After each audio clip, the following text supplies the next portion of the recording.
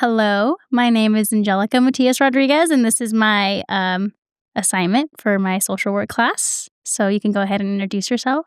Hi, my name is Alejandra Knowlton, and I go by Ali sometimes if you cannot say Alejandra. Nice. Okay. So can you briefly describe what your career is and what you do for work? I'm a school psychologist, and I work for the Fortuna Elementary School District, and I've been there for about 8 years now. Oh wow. How did you how did you get into that career field? It was really interesting. I really didn't know what to do for a long, long, long time. And I thought about wanting to I thought I wanted to be a nurse, and then I wanted to be a vet, and then I wanted to be a pharmacy technician or a pharmacist. Like, I just didn't know what I wanted to do with my life. Bottom line is that I had a 5-year-old, and I just needed to stay put because my family is here. So I really just needed to pick something, basically. And then I just went to HSU and I looked at the catalog and I found psychology, and I'm like, okay, I'm just gonna do that. And on like the very first day, uh during the very first class that I took at HSU, um the cohort from the school psychology program came to talk about their program, and that's really when I heard about it, and I was like, "Oh my gosh, yes, that's what I want. Yes, yes!" Like it checked all my boxes, you know. Right. So, it was just weird because I just didn't even know this career existed until that first day. Nice. So it sounds like you had a lot of different career options that you were seeking, but what experiences did you have prior to when you figured out that you wanted to be a psychology major? I was working at a preschool, and I had lots of students with different challenges, because they're so little. We didn't look at learning disabilities, but we were looking at autism or ADHD, that kind of thing. So that's really where I was going to. I just wanted to work with kids and find a way to support them at school, basically. I forgot to set the timer. Sorry. It's okay. But I was listening to you. I'm sorry. Um, so you started at the preschool, but was that right before you went to back to HSU then? Mm-hmm. So, long story short, I was born and raised in Mexico City, and I didn't move here until I was like 20. And I was doing odd jobs, like waitressing or cashier, and that was just not fulfilling for me. And then I started working at the preschool. And that's really when I found when I knew that I wanted to work with kids at some level. And so yeah, I guess that was my experience. And then in 13, that's really when I quit my job and I just went full time. And I just became a full time student at HSU, not Cal Poly, HSU for me. So when you started back at HSU, were you a psychology major going in, or were you Yeah. just doing general ed? So you already kind of figured out you wanted to do psych. Is that when you figured it out? Yeah. When I was at the preschool, I was taking lots of gen ed classes because, like I said, I didn't know what I wanted to do. So I was just taking everything, all the gen ed Mhm. out of the way, and some like prerequisites for some programs. But then I just said, I'm just going to stop it, and I'm just going to be a psychology major at HSU and see where life takes me, really. So, yeah. And what made you go back to get your master's? That I heard about the school psych program, and that's the master's program. Right. So I had to get my bachelor's and then continue with my education until I got my master's. Did you go back to back from your bachelor's straight into your master's, or did you take a Yes. break? Yes. No. I finished my degree in 2 years at HSU, and then in the spring of 2015, and then in the fall, I started grad school. Did the path of being a teacher ever cross your path at all, since you wanted to work with children while you were kind of figuring out what you wanted to do? I know you mentioned like pharmacy technician, pharmacist, or just something. But did the thought of becoming a teacher ever cross your mind? Yeah, they just didn't pay. They don't get paid well. So I wanted to work with kids, but that was not an option for me because I needed to I needed to try to get paid a little bit more than just teacher No. salary. Yeah, I totally understand. Were there any, internships that you did or anything for this program that because you work with high schoolers or elementary school, did you say? Well, the program, it's for me, it was a 4-year program. So the first years, you just take a bunch of classes, and then the last year, you have to do an internship. So when I was during the first 2 years, I was a fieldwork student. So I was working at different levels, like elementary school, and then middle school, and then high school. But then for my internship, I just did it at the I had 2 schools. I had an elementary school and middle school. Does that make sense? Yeah. So I was a fieldwork student when I was working at the high school, but I did my internship in the elementary school district. Okay. So, was there an age group that you had a preference on that you wanted to work with? Yeah, I like elementary school kids. Really? Yeah. Oh. I like the little ones. I love the if I could just pick an age group, it'll be preschoolers, kindergartners, first grade, maybe even second grade. Okay. And anything older is like, okay, I'll take it. But I love my little kids. So, you did mention that you worked at the high school. What were some challenges that you faced in the high school that you weren't necessarily facing when you were working with elementary school aged kids? It's just so much more challenging. I'm very self-conscious of my accent, and a lot of the kids at the high school, they didn't make fun of me or anything, but I was just really nervous to talk to them. I just didn't want them to make fun of me, or ask me, "What are you saying?" and what, like I didn't like that part. And also they have a lot of, they have an attitude, and it's just harder it was just difficult for me to work with older students. So I just prefer my little ones. I feel it's more fun. I feel like it could be more fun and it's less it's I think they're both stressful, Mhm. but I think that you're not dealing with the different attitudes and because I mean, you're still working with like, when you're working with kids, you're working with people that are or children that are still developing their personality Mhm. and who they're going to become, like, kinda Mhm. guide them, versus steering older kids. I feel I don't work at a school, but I feel like it would be challenging to steer children that are already have their personality, figuring out who they are as people, and are kind of I feel like it'd be harder to influence them when they're that Yeah. age. And they usually, there's a lot of trauma, and they're very defensive. So it just takes a lot longer to build that relationship with an older student, because they don't trust you. They just don't trust anybody. Even if they do have disabilities, they still, they're obviously high functioning, and they just get really defensive sometimes. It's just harder. So I feel like I had to be almost like a different person and act differently. Whereas with the younger ones, it's just so much easier. I just sit on the floor and play or whatever. And it's just so much easier. We just color and paint and build and put together puzzles, and they're happy and we're good and we're ready to work. Yeah. Whereas an older student, it just takes so long. And why are you asking me that? Who are you? How do you know all that? Oh, that's weird. Like, Yeah. it's just so much harder for me. I just like the little kids. Yeah, that makes sense.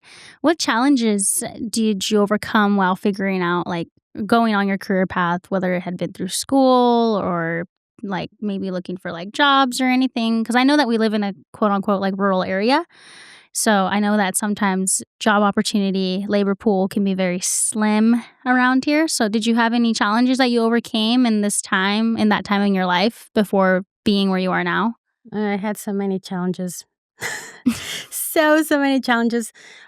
First, I had to okay, let me go back a little bit. So, when I was living in Mexico, I was in college. So, when I moved here, they didn't take any of those classes that I had already taken. So, I had to start from the very bottom. So, it took me forever to take all those classes so I could transfer to HSU. So, it was very challenging because I had a kid, and I had to work 2 or 3 jobs, and it was just very hard. And then once I started grad school, that was even more difficult for me because, like I said, I'm an English learner, so it's just everything. So I was learning English, but then in grad school, I felt like I was learning a whole other language on top of learning English, So I had to translate all that, and it was just so challenging. And I couldn't. So if you get a C in any of your classes in grad school, it's a failed grade. So I got a C plus in one of my classes. So I had to wait a whole other year, and I was put on academic probation. And at some point, one of my teachers told me that I wasn't going to be good at this and that I should just drop out. So I felt like I had to talk to all my professors and the chair of the department, and it was just really hard to just overcome all that. Okay, so now I was able to figure it out. It's the last year. I need to find a place to do my internship. And yes, you're right. I think there were like 13 of us, and there were only like 4 jobs available in the county and like in the whole county. And one of them was all the way in Blue Lake, like crazy stuff. So I was just really nervous because if I didn't get a job or an internship in the county, I had to move. And the closest one was Ukiah. And again, I didn't want to move because of my kid, and I didn't want to get it out of school. So it was just a lot. So I just remember that for all my interviews, I was just up all night practicing. I'm going to say this, I'm going to say that, and just going over and over again just so I could do a good job, at my interviews. And luckily, I got hired. Like I didn't have to do more than 2 interviews because they hired me during the first interview, and it was just lucky. But yeah, it was really hard for a long time. Yeah. Did you have any support systems in that time? Because it sounds like you were going to school full time. Were Mhm. you working full time, or did you have a job? Not as an undergrad, but in grad school. Sorry, the other way around. I did work as an undergrad, but not in grad school. And my support system was really my parents and my grandparents. Really, I couldn't have done it without them. Even my Chloe, because every time, I got a good grade, I would tell her, and she'll be like, "Good job, Mom!" And she was so excited, And that really just helped me feel better about myself and make me feel like I could, overcome whatever challenge or whatever. But yes, my family really mainly helped me a lot. Yeah, that sounds great. Did Cal Poly, I call it Cal Poly, I'm sorry, the HSU, did they have any resources for you because you graduated a while ago. Yes. And I know that there's a lot of resources now because we get emailed about them all the time, and our professors tell us, and we have like writing people that help us with like our writing and stuff. And did they have anything like of those resources back then when you went to school there? Yeah, as an undergrad, I did. They had like TAs in every class, and if you didn't understand something, yeah, you could just go and have some sessions with them. But in grad school, we really didn't. It was very much like blind leading the blind. So my classmate was trying to teach me something that he or she was trying to learn herself. So it was more difficult. A lot of it was I had to learn it on my own and practice on my own. Um, and then the professors weren't really accessible, and I mean, you had to schedule a meeting and they would tell you what to do, but they wouldn't like help you, much. I didn't feel very supported, not at least not the first 2 years. The last 2 years we got a new professor, and he moved from Maine or somewhere. And he was my lifesaver. Like, he actually helped me so much. And if I didn't understand something, he'll sit down with me. Or if my essay or whatever, my report, if there was something that I missed or that I should have worded differently, he'll sit down with me. And he was very kind and nice and supportive. So it wasn't not during the first 2 years, but the last 2 years, yes, because of that professor. So it sounds like that professor made a pretty big impact on you Oh my versus the gosh. professor that told you that Yeah, you're not too. going to be good at this. Yes, he actually, yeah, I owe him a lot. He really was my cheerleader, and we all need that person, and he was my person in grad school, and he always told me, yes, but look at A, B, or C, or whatever, look at everything that you're doing right, and you just need help in this tiny section. It's okay. Or he really was like an angel in my life because he truly pushed me in ways that other people didn't push me, and he was very positive and kind about it as well. He wasn't just being mean or he didn't make me feel bad for anything. He was always very supportive. That's good. When you got into school for psychology, were there other career paths that you wanted to go with your psychology degree, or were you pretty set on working with kids, or did you look into anything else that you could have did with your degree? No, that was it. I had looked in a lot of other things that didn't make me feel good about anything. And once I found this path, I just really love it and enjoy it. And, I don't have to look at the clock and be like, oh my gosh, I have to work for 5 more hours. If anything, it's the opposite. It's like, oh my gosh, it's 11 already and I have so much to do or whatever. It's just a passion, and I enjoy it very much. So after I found it, I didn't even look at anything else, and I don't want to do anything else. Not right now. So, do you think that there was anything you would have done differently if you could? Like, looking back, is there anything you think you could have done differently, or anything of that nature? Not when it comes to like my choice of, going to grad school. No, I don't think I would have done anything differently. Um, yeah, no, like I said, I just spent so much time trying to find my path, and once I found it, it's over. I don't want to look at anything else. You were like, this is it. This is what I'm doing, and that's it. Yes. We're going from here. Yes. Is there any advice that you have for anybody that could possibly want to be going down this career path that you went down and that you chose? It was a lot harder than I thought it was gonna be. And I think that a lot of people are not willing to make those sacrifices, and sometimes you just have to sacrifice your time and your weekends and just work really, really hard and make it happen. And eventually everything is gonna No, keep going. everything is just going to be better. Now that I work in the school system, I have my dream job, and I also have a lot of free time, and I go by their calendar, so I have summers off and all the holidays, and I just don't regret anything. I think this is the right thing to do, but I did have to make a lot of sacrifices. So I guess that'll be the only thing that I can think of. It's gonna be hard. You're gonna invest a lot of time, a lot of effort. There's probably gonna be some tears or many tears, but at the end, it really is worth it. It really is. I can't see myself doing anything else now that after everything is done. I'm very glad that I went through it and that I pushed through and that I didn't let anybody tell me, no, this is what I want to do and I'm going to do it, lady. Nice.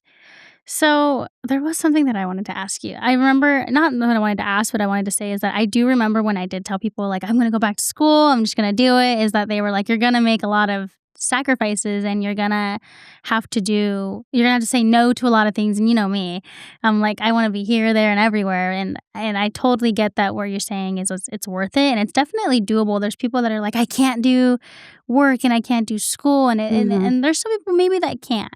Mhm. But I definitely was one of those people that I didn't think that I could until I started doing it. And I was like, okay, but I did have to sacrifice a lot of things. And so I get where you're coming from when you say you're going to have to sacrifice. You might cry, here and there and get frustrated. But I mean, at the end, I truly think it's worth it too. Yeah, and it's different for everyone, and every program is different, And in my program, and at least for me, based on my background, it was very, very challenging, but it is really worth it. Nice. So that's the interview, but I do have to ask for feedback on the experience that you had with me today. And I have to make note of it, which I will make note of it on my notes because I thought I had a pen and apparently I don't. So So I do have to ask for feedback on a scale from 0 to 10. How well you understood, like well, it just says for feedback concerning the experience. So I'm all Um, for constructive feedback. I really like the setup. It was comfortable and it's nice. I really like your environment and I really like your questions and how you presented them, and I think you did great. Thank you. I just had to notate that. But okay, sounds good. Well, thank you for your participation in my assignment. I'm sure everyone else will appreciate it too. And I'm glad that you took time out of your day to do this with me. And I Anytime. appreciate it. So thank you.